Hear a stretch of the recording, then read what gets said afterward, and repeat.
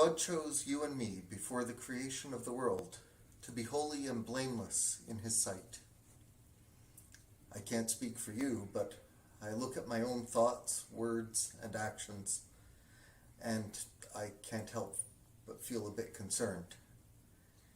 If I'm predestined to sonship through Jesus Christ, why do my temper and my ego so readily rise up in me and lead me to hurt others and myself? If I look only at this time and place in this world, there's no good answer. I've already thrown away any such chance at purity. The writer of the letter to the Ephesians gives clues, though, as to how to answer this, with phrases like, God has blessed us in the heavenly realms, God's glorious grace, which God has freely given us in Christ, and when the times reach their fulfillment. These words remind me that there's more to this than an examination in which any fault is grounds for failure. You and I are works in progress, and the work is done not just by ourselves in this life, but by grace from God. That grace comes in many ways, and one of the greatest opportunities for it is in each other. What else is the good we do, after all, than God's action through us? This brings us to the other two readings. In most ancient societies, occupations were hereditary, and social mobility was very limited. Amos was what the elite in the halls of power would call a hick, a farmer raising sheep and growing figs. The official prophets were evidently a hereditary institution like the priesthood, and Amos's message from the Lord upsets the apple cart of stable prosperity and respectability for the nobles and religious officials in the capital. Likewise, Jesus didn't recruit the apostles from the ranks of the priests or the rabbis. Most of them were fishermen. In other words, they were just like us, ordinary people living ordinary lives. Sometimes God's call is loud and clear, sometimes not so much.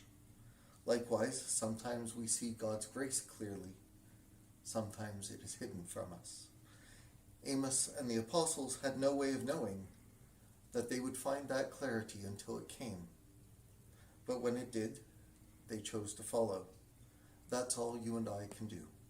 The best we know how at the time, and often it's pretty ordinary.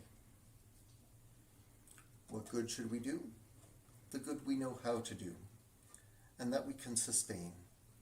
Action that's outwardly good, but which is done for self-aggrandizement, or which fosters not love and gratitude, but resentment and self-pity, isn't what leads us to grow in God's plan. Not that good things are always comfortable. Self-examination and self-discipline are usually pretty challenging. Still, they don't work well when they're forced. We can only come fully to them when we're ready. Jesus sends his disciples out in pairs rather than alone. In part, this is likely a matter of the community standards of trust. The word of 2 witnesses is much stronger than that of 1 in Jewish law. I think there's also a matter of mutual support, though. They were likely rejected by some towns, and having each other to rely on likely reduced the sting of it. During this pandemic, many of us have been deprived of the human contacts that give us that support. Through a huge concerted effort, the isolation measures are gradually coming to an end here, as infection rates drop and vaccination rates rise. Not all nations are so fortunate, of course, and a lot of work remains to be done.